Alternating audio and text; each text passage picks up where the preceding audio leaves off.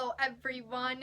Today I am kind of doing a spontaneous video. I knew I wanted to film this video at some point, but I braided my hair and it looks really nice and curly, so I wanted to film a video. So I was kind of going through different videos that I maybe wanted to do, and then I thought of the Hamilton book tag, and I really wanted to film that. I love Hamilton so much.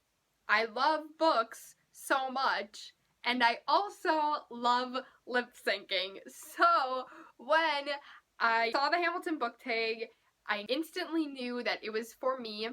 The original tag was created by Maureen Keevy, and I will leave the link to her channel and her video down below so you can check it out. I'm just very excited to film this video, so I really hope that you guys enjoy.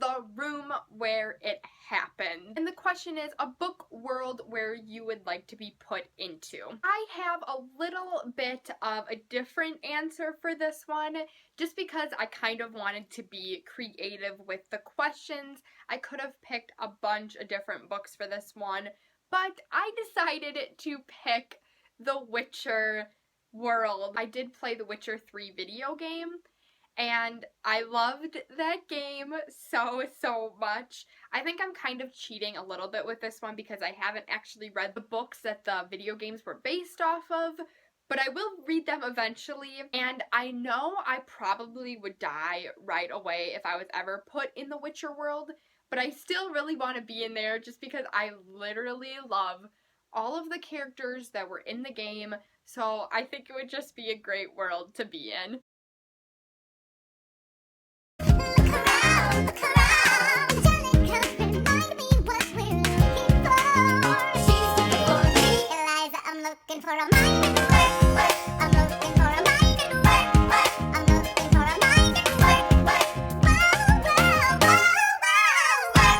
Number 2, the Schuyler sisters. Name an underrated female character. And for this one, I picked Claire Danvers from the Morganville Vampires series. This series in general is very underrated, I feel personally, but Claire is so smart. She was going to go into MIT and she created all these different things. She's very smart, but she's also very strong because she lives in a world with vampires, so clearly she has to be pretty strong.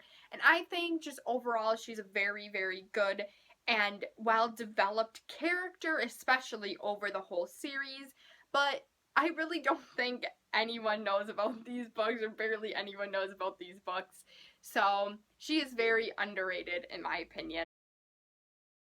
So let's spell out the name. I am the A-L-E-X-A-N-D-E-R. We are meant to be a colony that runs independently. Meanwhile, Britain keeps shitting on us endlessly. Essentially, they tax us relentlessly. Then King George turns around, runs a spending spree. He ain't never gonna set his descendants free. So there will be a revolution in this century. Enter me, he says in parentheses. Don't be shocked when your history book mentions me. I will lay down my life if it sets us free. Eventually, you'll see my ascendancy. And I am not throwing away my shot. I am not throwing away my shot.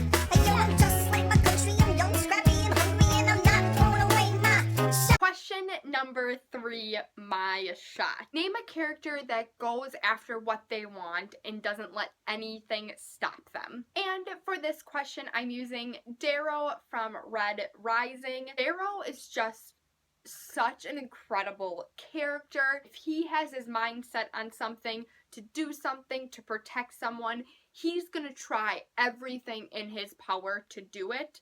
And sometimes he's successful with that, sometimes he isn't, but I just really admire that in Darrow, and he knows his limits as well. He is a very smart character and knows that if something isn't gonna go right, he doesn't do it. But if he feels strongly enough about it, he's gonna go and get what he wants.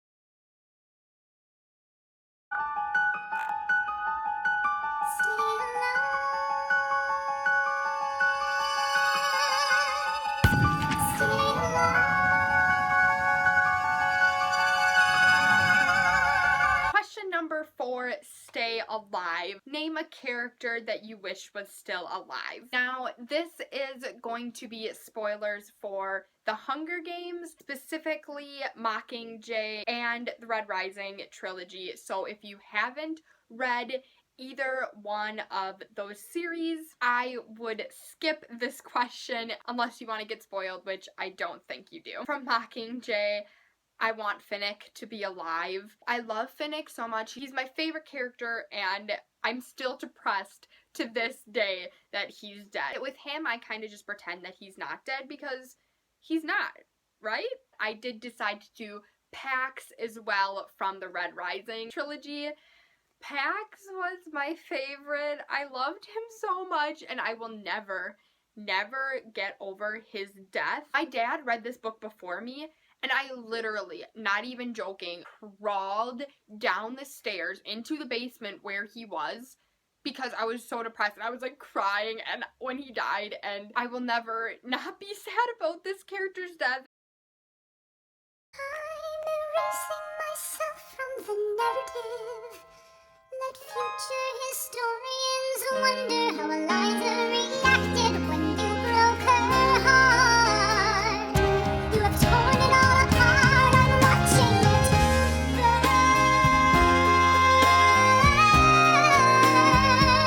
burn. Question number 5, burn. Name the most heartbreaking end to a relationship you've read about. And this is going to be spoilers for Velvet by Temple West. This also isn't a very popular book, at least that I don't think so, but there is going to be spoilers for this book, so if you have not read it, I would skip this question. The two main characters, Caitlin and Adrian, at the end of the book go through a separation. It's only for a little bit of the book. They do get back together.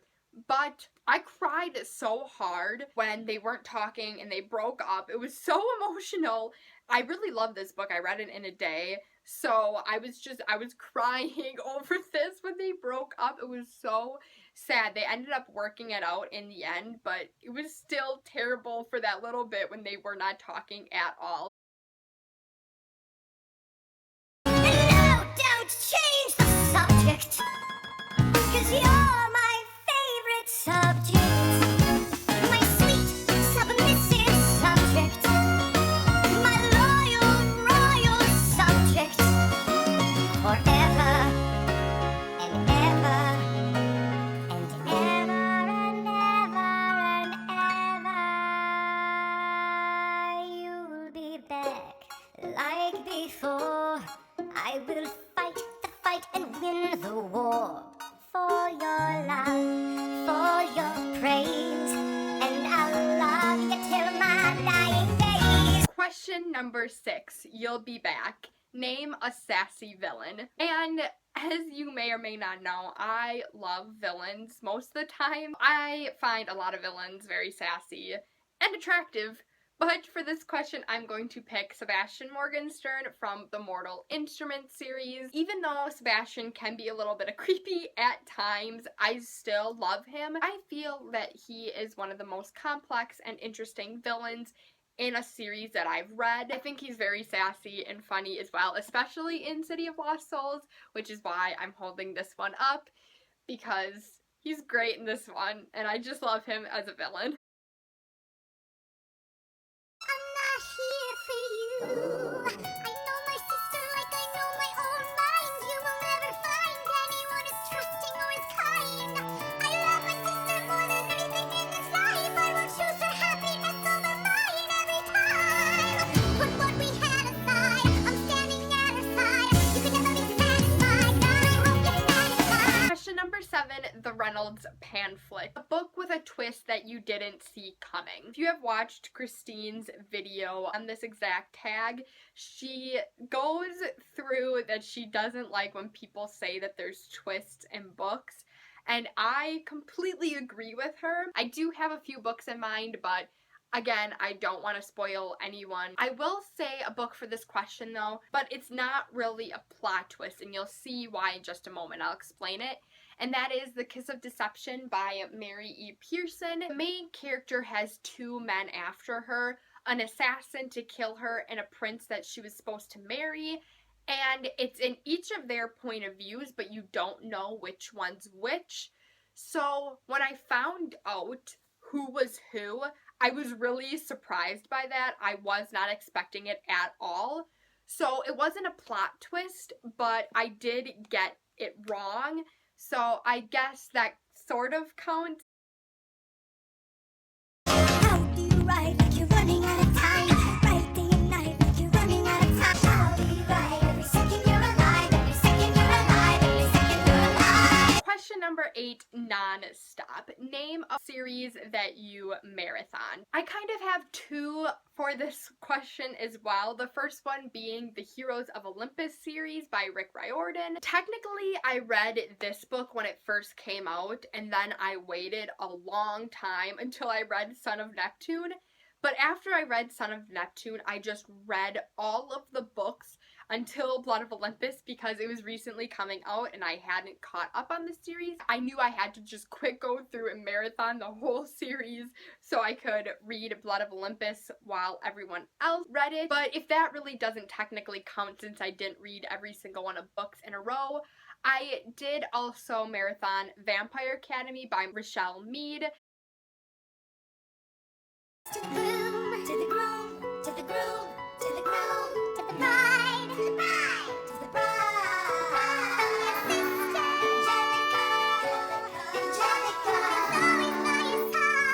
Question number 9, Satisfied. Favorite book with multiple POVs. I don't really read a lot of books that have multiple perspectives in them, but I did read one that I really enjoyed, and that is An Ember in the Ashes by Sabaa Tahir. I personally think that the way she wrote between the two characters was very good, and I love this book so much.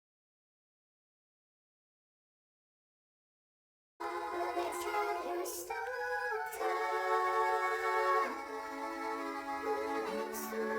Who tells your story? And question number 10, Who Lives, Who Dies, Who Tells Your Story? A book or series you feel like will go down in history, other than Harry Potter, because I know that one will go down in history for sure. I am picking the Hunger Games trilogy by Suzanne Collins. These books I feel just opened up YA as a genre and dystopian series, and it just inspired so many things. And so I really do feel like this one will be a book that I'll pass down to my children eventually, and I really do think and hope that this series will go down in history. Now, in Maureen's tag, she did have a bunch of bonus questions, which she answered in the comments, but I'm going to answer in this video because I just had too much fun answering these questions and, of course, singing to Hamilton.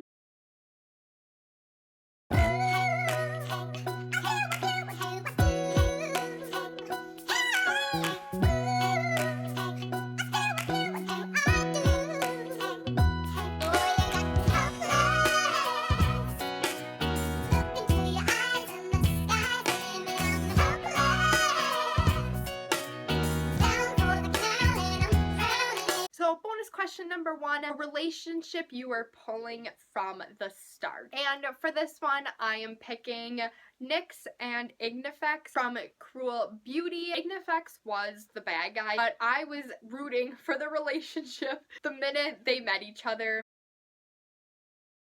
1, 2, 3, 4, 5, 6, 7, 8, 9. It's the 10 dual commandments.